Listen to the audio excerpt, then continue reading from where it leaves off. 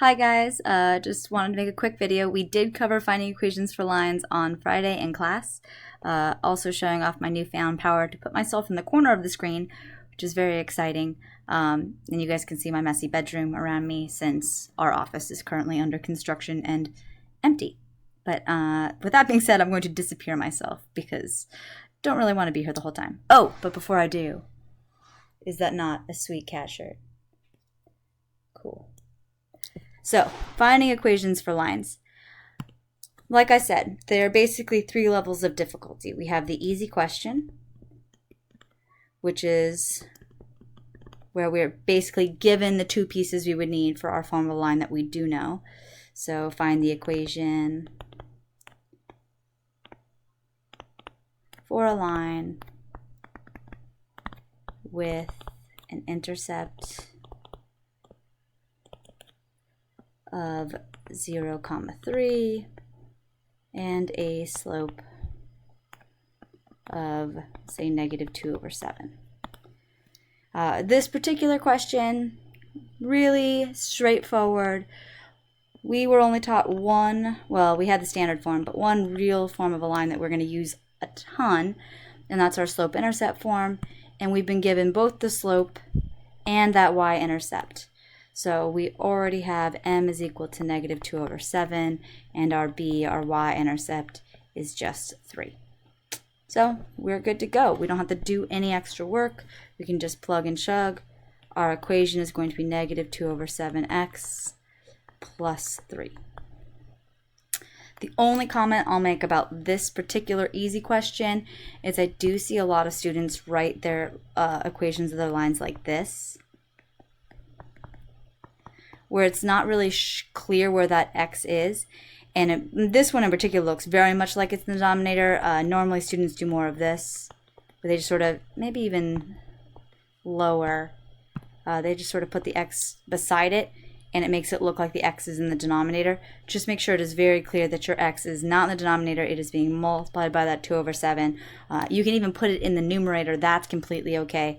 But if it can be construed at all as being in the denominator, I would dock you points on a test. So let's then see. I'm not even going to give you an example of that one. It was so easy. I'm going to give you guys the medium difficulty question, which is the one we had to do for that triangulation problem. All right, so our medium question, we'll be given the slope again. So find the equation for the line.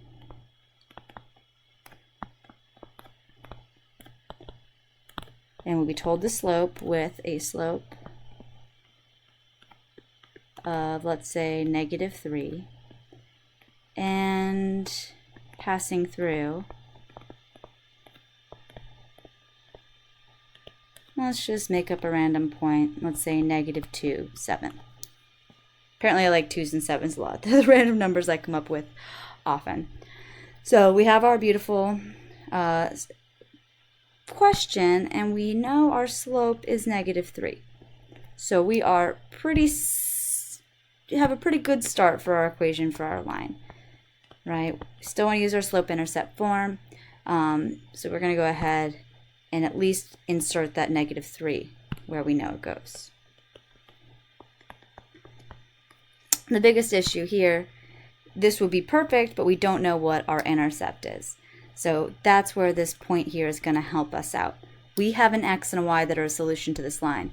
And if they're a solution to this line, they have to make this equation that we have over on the left true. So if that's the case, 7 is equal to -3 times -2 plus b must be a true equation, which just basically means, all right, look, we have one unknown, which is b. Let's solve for it. So if we finish solving this question,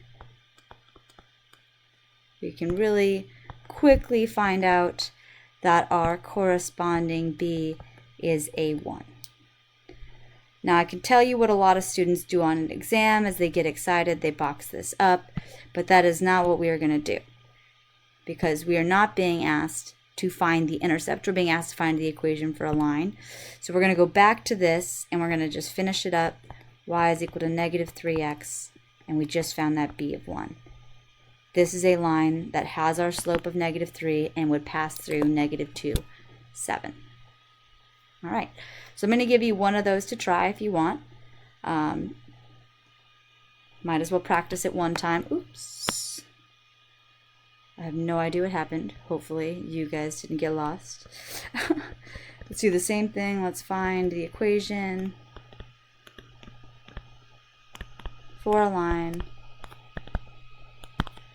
And let's say slope is equal to, let's make it -2/5. And let's give our point and say it's equal to, I don't know, 10, 0. Make things nice and easy on us.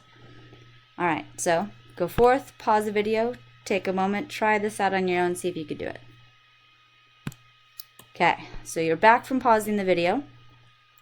We do know our slope already. I didn't even make us translate the sentence because I was trying to get this on there quickly. And so we know y is equal to -2/5x plus b, and we were given a x and a y, right? Notice this is an intercept, but it's our x-intercept, so we can't just plug that in for b. If we type these ones in here, we've got 0 is equal to -2/5x. Oh, x is 10 plus b. And if we keep solving, 0 is equal to -4 plus b, and looks like b is going to be +4. So our final equation for our line, y is equal to -2/5 x plus 4. And if we wanted to check this, what we could do is we could go ahead and plug back in our point, just make sure that it works in this equation. We already can see our slope right here, so there's nothing to really check on the slope. But if you wanted to just do a quick check, you could just double check that this indeed is giving us the right thing. Or go ahead and graph it and make sure it goes through that point. Either way would work. Okay, so we have one type of question left, and that's the hardest question. That hardest question is find the equation for the line.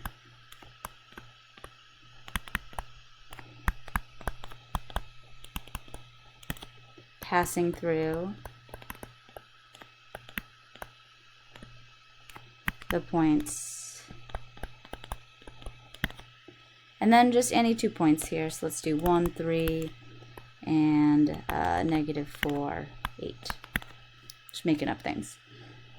So this particular problem, we don't have the slope, we don't have the intercept, so we are very far from using our y is equal to mx plus b form, using that slope-intercept form. The only thing we can do is to do this in sort of 2 stages. The first step is to go ahead and figure out what m is. We know if we have 2 points, we can figure out the slope between them. Remember, we can do this by kind of looking at our table and looking at our change in x and y in the table. We can make up a graph and actually see how much we rise and rose and ran. I don't know. see what that actual rise and run is. Or we can use that slope formula, y2 minus y1 all over x2 minus x1. Whichever one you like. Like I said, if we use the slope formula, it does require us to memorize something, and it is something I've seen students have a lot of trouble plugging into, so it might be better off to use one of the other 2. So I'll just go ahead and do all 3. I know it's overkill, but whatever. So 1, 3, -4, 8. We can actually see the change of y and the change of x in this table, and if we're used to sort of using that, ooh, I used too small of a pen. We can see here, to get from 3 to 8, we would need to add 5. That's our change in y. And if we wanted to get from -1 to 4, well, we'd need to, it looks like, subtract 5. And that's our change in x. And we know that our slope is just the change in y over the change in x. So this is +5 over -5 or -1. So there's the table. We could do the same thing in our graph. Especially on a test, I would make sure to give you a graph. So if you wanted to actually visualize this, you could. This is going to be terrible because you guys have seen my handiwork when it comes to graphing on this thing. I usually am very sloppy, so it is hard to count, but we will try. So 1, 3 would be here, and -4, 8 would be there. So you'd actually physically count how many we went down between this between this 8 and 3, which if you counted should be 5 to get from 8 to 3. And then you consider that going down, right? We dropped 5, and then we went to the right. To get from -4 to 1, we would go a +5. And you can also do this in the other direction, right? You don't have to go that same way. You could have said you went a +5 and a -5 here again. So no matter what you're dropping, you get that way. Or if you thought about going from the left to the right, same thing. But you're going to end up with the exact same thing we got here. But you can think of it more as rise over run when you can visually see it in the graph. And then our last option, using that slope formula, we have to choose which point we want to be our first and our second. So let's just go ahead and use them in order and label the x's and y's properly. So let's call this x2, y2. I really wanted to make that y, I could not write x, and x1, y1. And then we're just going to plug in carefully. 8 minus 3 all over -4 minus 1. And like I said in class, just double check when you're doing this. You want to make sure that your second points line up, so the 8 and the -4 to go together, that's perfect. And then your second 2 points line up again, so the 3 and the 1. Perfect. We got both the y's on the top, both the x's on the bottom. Nothing really I could have made a mistake on then if I do all that double checking. And we get a +5 over a -5, which is still -1. So we've got our slope. After you get your slope, you have to still go through that same steps that we were doing on the last problem, is to figure out your b. So we know y is equal to -1x plus b, and we have 2 different candidate points to plug in. So you decide whether you think the second point or the first point's easier to work with. I think the first point's easier to work with in this case, so that's the one I'm going to use. So we plug that in. We get 3 is equal to -1 times 1 plus b. And just be careful here that the points, unfortunately, the x is the second one you plug in, the y is the first one you plug in. It's just kind of annoying, so be careful and realize that that's an issue. And then go ahead and solve.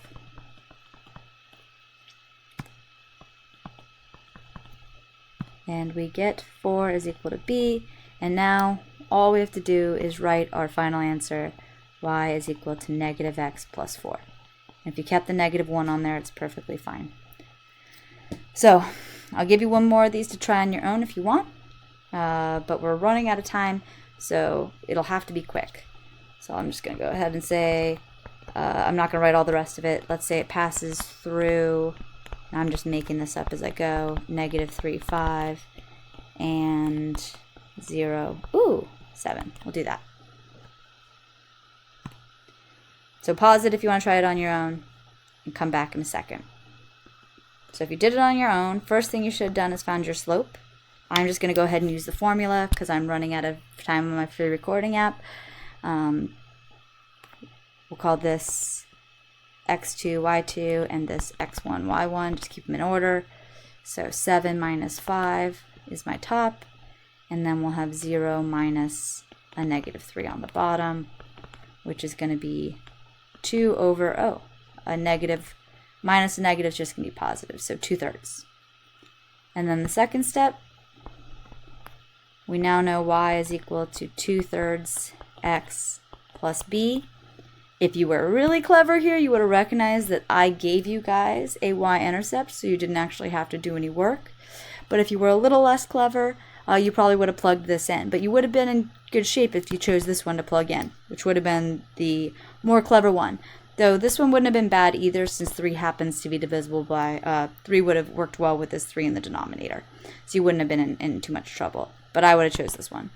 So you would have done something like this. 2/3 times 0 plus b. And then you would have just gone like, oh crap, that's the y-intercept.